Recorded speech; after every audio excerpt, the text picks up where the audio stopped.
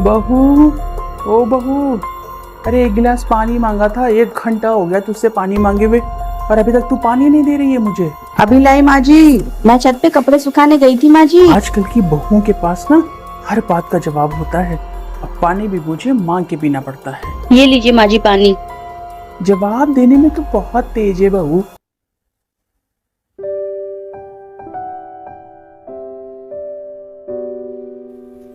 अरे शांति, अब कैसी है तेरी तबीयत?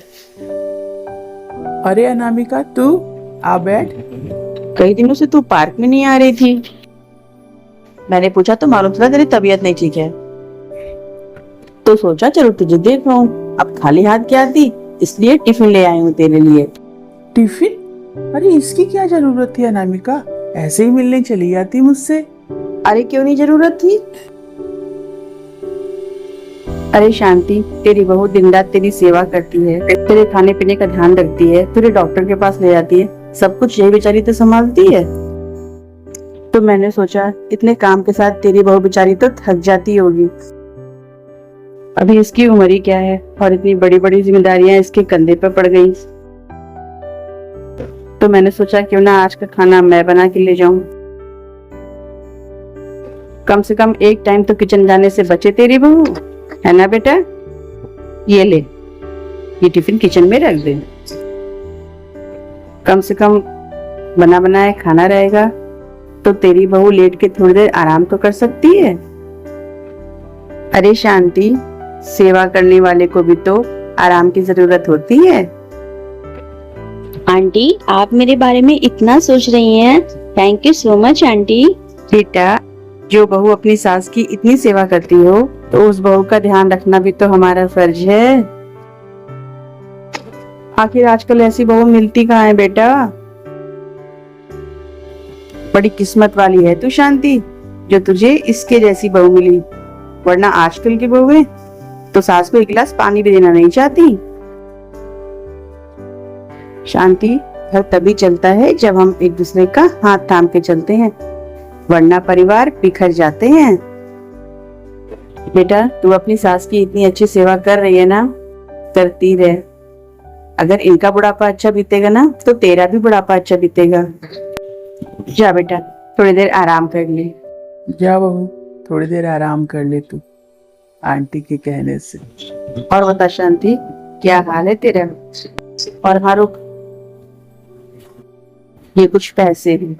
पैसे? ना ना, मैं पैसे नहीं लूंगी, बिल्कुल भी नहीं, मैं पैसे नहीं ले सकती। अरे पकड़ ना। अरे ज्यादा नहीं है, थोड़े से ही हैं, तेरी दवा दरमत में काम आएंगे। और वैसे भी शांति, कुछ रिश्तों में हिसाब नहीं रखा जाता।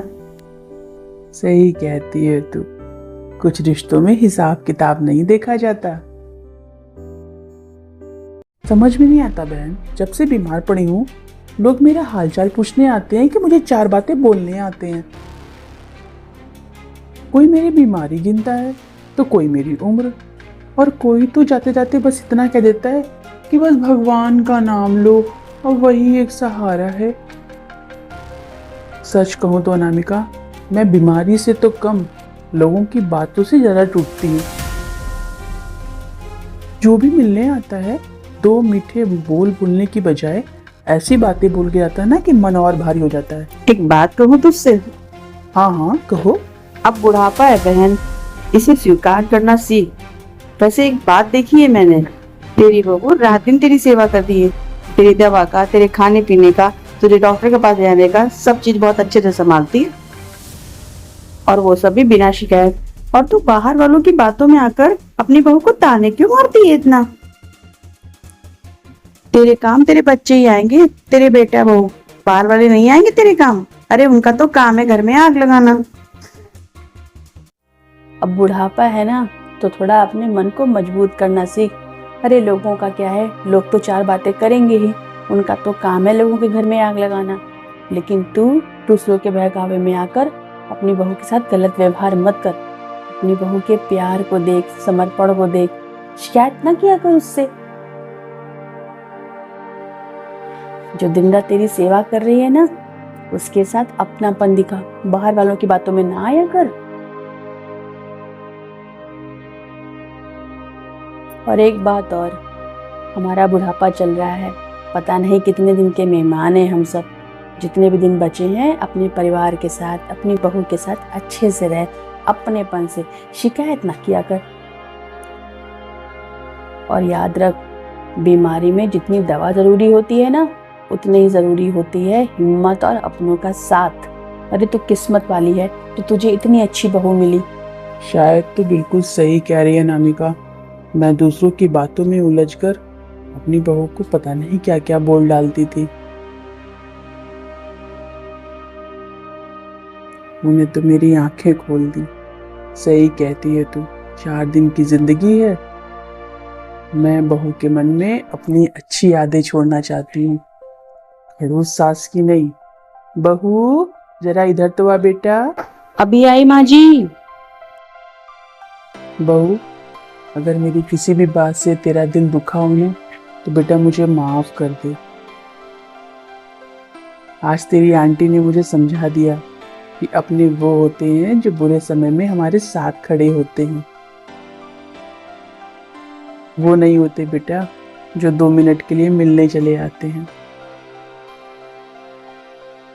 और मुझसे यही गलती हो रही थी, मैं लोगों के कहने में अपनी इतनी अच्छी बहू के साथ गलत बर्ताव कर रही थी। Thank you so much Anamika, मुझे सही रास्ते पे लाने के लिए और मेरा बुढ़ापा सही करने के लिए।